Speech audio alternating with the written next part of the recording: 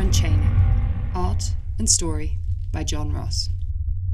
The effect of solitude on the mind might have played its part to impair an accurate summary of this place and what fate befell it. However we tried, we could not gain any purchase in its quiet mysteries, oceans of dry earth as deep and as vast as can be imagined, met at their ragged fringe by an equally boundless expanse of ice and snow and rock. Despite our best and most thorough inquisitions, we were time and again met with an unsettling noiselessness beneath which lingered a high-pitched noise like a ringing of a funeral bell.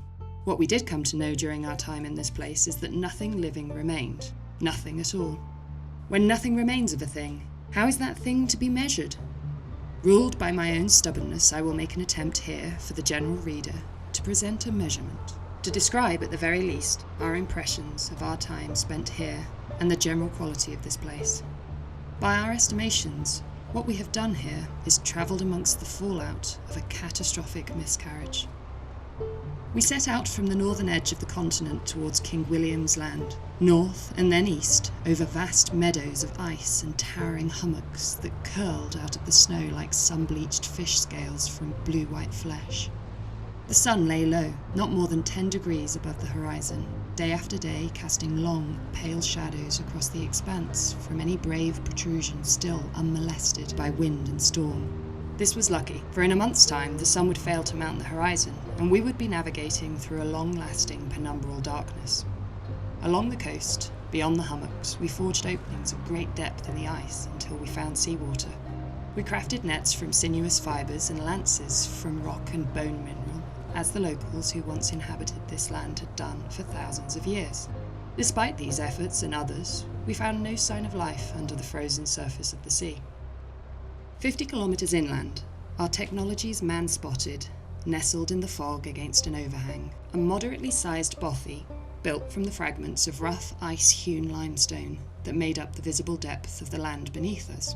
For a few brief and energetic moments, we thought we might have found it, a way in, a glimpse back from beyond the pale, a thread to follow to the source of the unravelling. Instead, upon closer inspection, we had found only another empty ghost. The dwelling, with its tight peaked roof and small windows, made on shallow angles to shield the wind and still provide the means to adequately survey the land, only served to remind us what manner of bold ingenuity, elegant and simple, once evolved here. We luxuriated in the shelter of the bothy for a time. Out of the cold, we shared tales of our own adventures over warm drinks, and read recorded histories of the land that had come into our possession on occasion during our many previous expeditions together. These histories told of all manner of flourishing life and fragile threads holding them in servitude with one another, an interconnectivity of unimaginable scale and diversity. What we understood from these accounts is this: the relationships between the innumerable examples of life here in this place, intelligent or simple, had grown from the roots in the soils of bondage. They were all tied, like the maiden in a magic show, to an inescapable and disappointingly predictable outcome. Do not mistake me here. I do not mean the outcome in which the maiden is in fact sawn in half, but remains healthy and whole. This is simply a clever trick. The outcome, I mean, is the inseparability of magician and maiden. Without magician, the maiden finds herself on the curb and without a home, perhaps destined for a less savoury employ. Without maiden, the magician is in the lurch and shutters the theatre. One cannot thrive without the aid of the other. From these readings we concluded that it is in these ways that life in this place was bonded inescapably to itself and to the whims of the land, its host, a host that seemed now to have shuttered the doors of the dance hall for the final time. On the second day, the storm stirred up a huge volume of snow and we were shut in. On the third day, the temperature dropped by degrees and we found comfort in our shelter and the company of each other. It wasn't until the morning of the fourth that we again gained the weather's favour.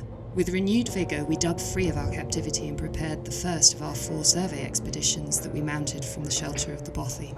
We searched this godless land, we searched.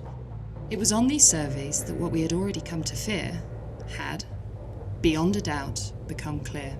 This was a world unbound from its greatest experiment. A world once living, now bereft of all life. Nothing living remained. It was all gone.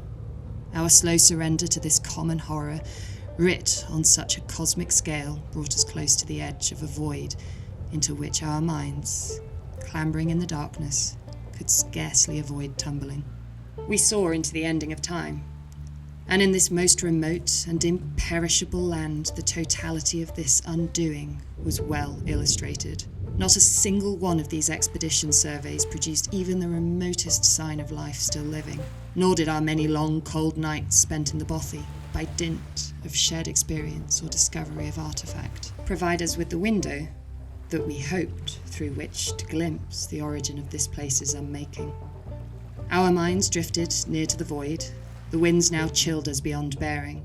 There was something haunting about them, as if our embittered host had chewed and exhaled all of its previous patrons, leaving fragments to drift like apparitions on their current. When we began to feel such winds as these, we did not linger here any further. After nearly 3 weeks, we bid a farewell to our bothy. In our stay, we had managed only to stir up the floor so vigorously that we exposed an insignificant strip of material made of hide with a small metal fastener at one end and a few fragments of bone. We had come across bone many times before, so this did not alarm us. We spent the following months travelling far to the east and south until temperatures warmed and allowed us a moment's reprieve. We settled here for a time, near a patch of open water. We restored our bodies, but struggled to regain a semblance of order in our minds. We had ventured into a void, made up of time from which we may never return, forever denied the insight we had hoped to find.